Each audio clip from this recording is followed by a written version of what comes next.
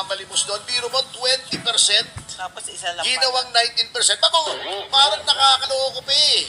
Sabi pa, he's a tough negotiator.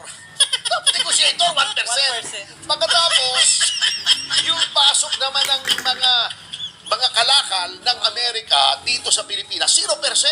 Oh, Anong negotiator doon? Ano ba naman yan? baka maganda ang gusto.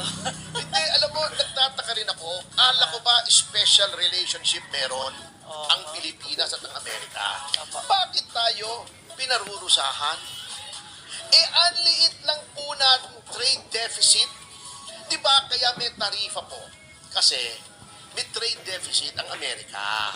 Mas maraming pinapadala ang Pilipinas sa Amerika kaysa pinapadala ng Amerika sa Pilipinas. Yun po yung trade deficit. Kaya tinataasan nila yung mga ibang bansa para magbalanse. Yan po yan eh. Balancing act yan eh. Yes. Okay? Pero ngunit pa, no? Ngunit!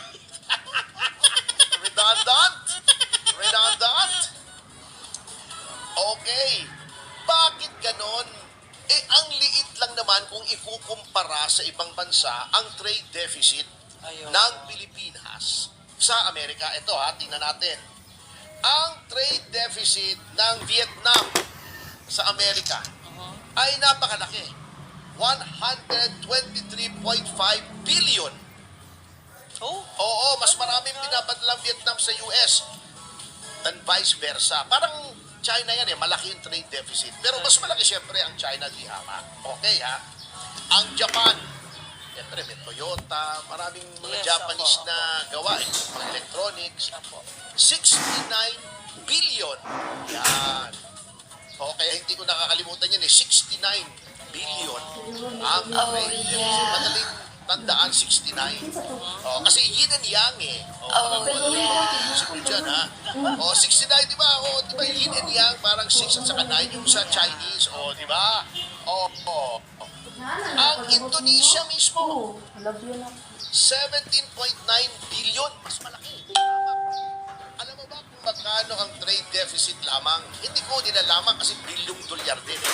Pero kung ikukumpara nga natin sa ibang mga Asian countries, hindi ASEAN ha, kasi ASEAN hindi naman ASEAN country at Japan, yes. ay 4.9 billion lamang.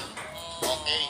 Pero, bakit pinarusahan tayo ng 19%? Oh, di ba?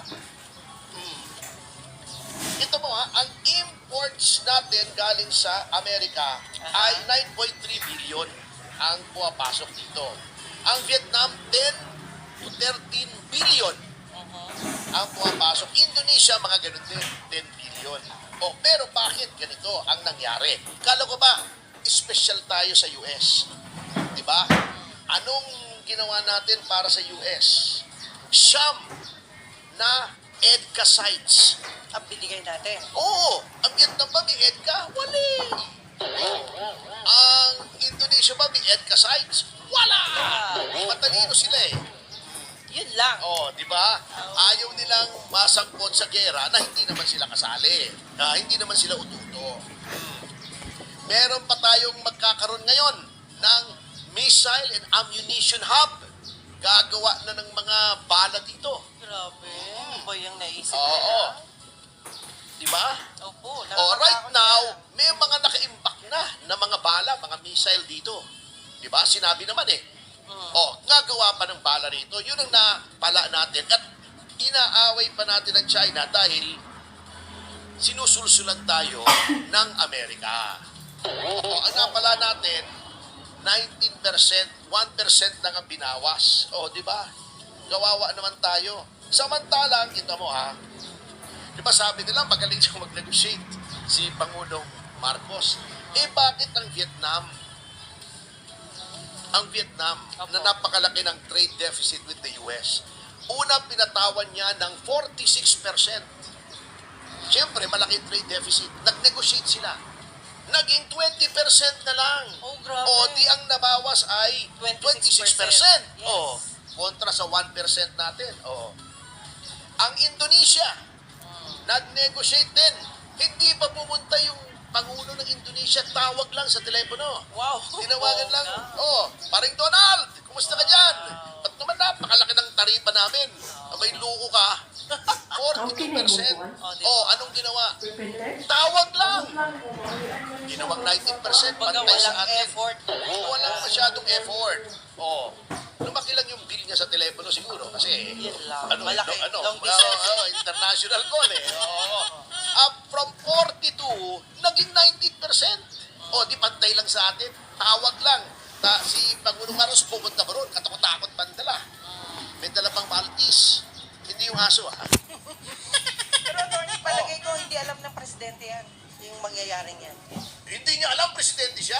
Anong ginagawa niya ron? Hindi, mali yung kwento. Meron naman ganun, attorney, di ba? Presidente ka, hindi pwedeng sabihin mo hindi ko alam. Ganon. Sabi nga, the buck stops here. Pag nagpasa-pasa, di ba may expression na pass the buck? Oh. Yung tagtutuan. Opo.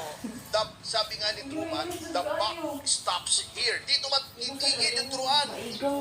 Pag nagturuan, ako ang ultimately responsible. Akong presidente eh. Opo. Hindi pwede. Ay, sabi ni Kwan, sabi ni Ganon, that's not what leadership is.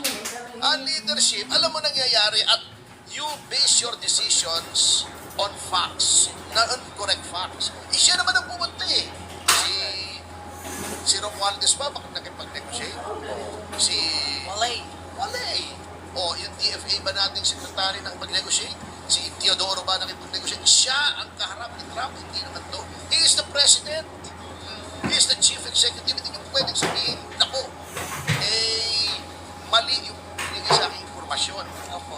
Although mukhang mali nga yung iba kasi naging kento eh. Kikwento natin yan mamaya ha. O, kita mo ha. Ang Japan, 34 ang unang pinataw na taripa. O, nakipag-usap lang sa telepono rin. Telepono rin? Tawag-tawag lang. Naging 15. Mas mababa pa sa atin. Wow. More than 50%. Tayo, 20% originally, nakipag-negotiate, 1% 1% ang nabawas. Parang nga sinasabi mo, magkano to? 1,000. Tawad naman, sige, 999 na lang. Ay, pinagtuloy ng Amerika eh. Naisulto tuloy yung ating Oo, diba? Eto pa, wala tayong magawa kahit maging kengkoy tayo sapagkat anong gagawin mo ngayon? Ang Indonesia, kaya i-leverage. Negotiation is about leverage. Lahat ng abogado, alam mo. Anong pwede kong gawin sa'yo pag hindi ka pumayag? Ganun yun eh. Di ba? Yun ang leverage. Halimbawa, nagdedebandahan tayo. Nag-uusap tayo. Opo. Sinisingil ko sa iyo 1 milyon.